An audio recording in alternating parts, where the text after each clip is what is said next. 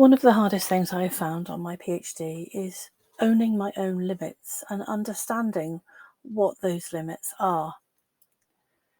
So think about it. Do you know what your limits are? Do you know how long you can work for? Do you know how much work you can fit in? Do you know any of your limits, really? We're going to have a little think about this.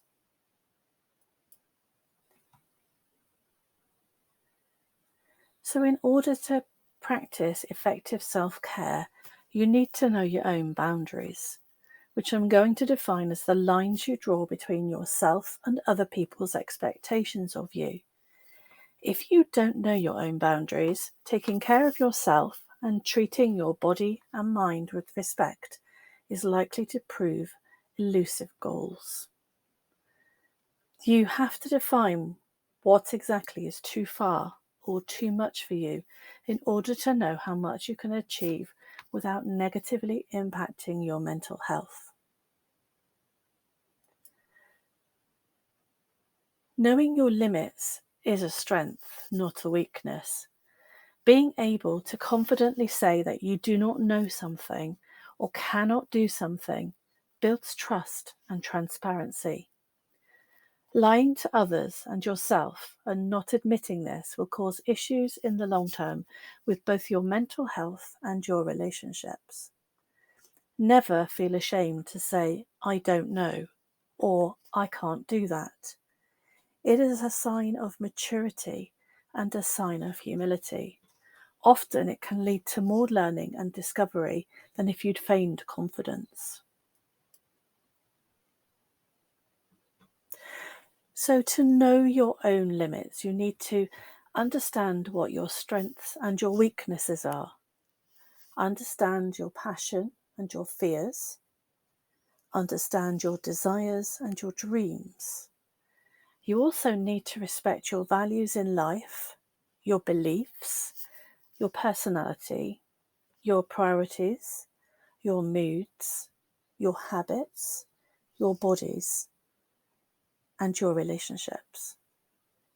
Simply, knowing yourself means knowing your purpose in life. It's crucial when we're doing a PhD to set and maintain boundaries. It's an important part of balancing our research, our employment, and our family life. And the first and most obvious boundary is to say no. Another approach is to set a cap or a minimum of how much of each thing you can do in a set time period and saying no after you reach that limit. You could also set limits on sets of tasks that fit together. For example, reading draft work for friends, graduate students, and peer review. So to decide whether you can accept any peer review, look at what other work you have to do in this group in the time frame in which the review would be due, and make a decision based on your availability.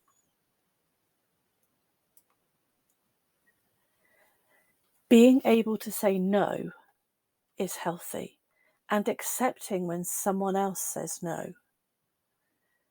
It's healthy to be able to clearly communicate both your wants and your needs. If you don't tell other people, they won't know. Honour and respect your own needs and the needs of others. Respect the values and beliefs and opinions of others, even if they're different from yours. Feel free to disclose and share information where appropriate. And though you can be flexible, you do not need to compromise yourself in an unhealthy way. It's really important during your PhD to set healthy boundaries. We want to make a good impression. We want to make people realise that, we really can do this. But we need to stay healthy at the same time. Unhealthy boundaries are when you have difficulty saying no, or trouble accepting someone else saying no to you. If you're not clearly communicating your needs and your wants, then other people don't know what they are, and they may overstep your boundaries without knowing. It's too easy to compromise personal values, beliefs, and opinions to satisfy others, but this is not healthy. Being coercive or manipulative to get others to do something you don't want to do is not healthy. And oversharing your personal information with other people can be unhealthy.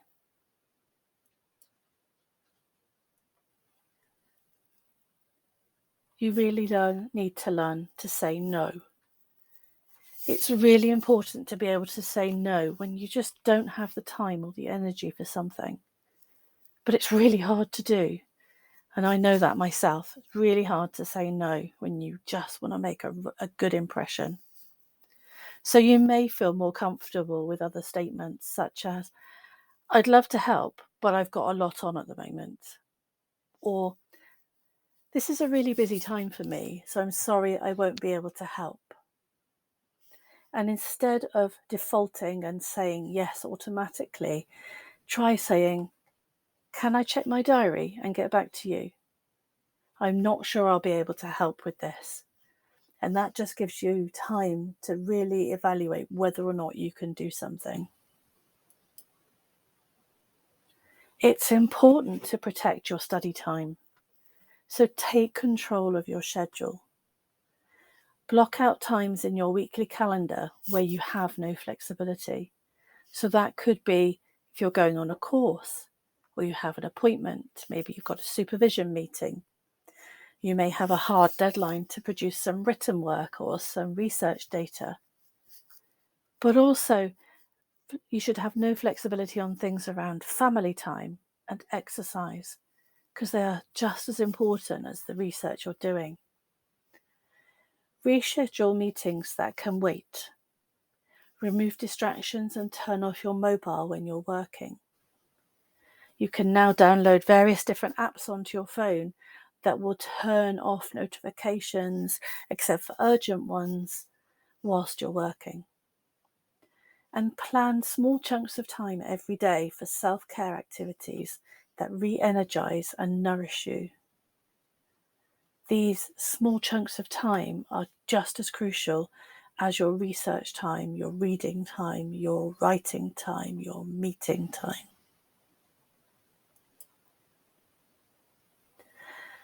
But you need to practice. It's really hard to set boundaries. It's really hard to learn to say no. It's really hard to plan in these bits of self-care that you need. And like everything else, it takes practice. So you do need to practice these skills all the time.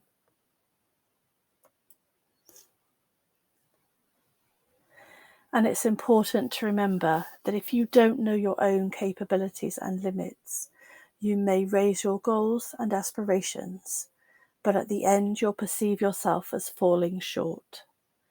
This may result in a painful feeling of failure. You may succeed once or twice because you worked very hard, but you don't find it easy to compete with others who know themselves. And at the end, you will not be satisfied or happy. So know your limits.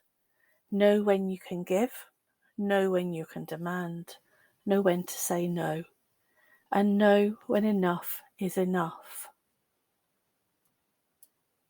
Good luck.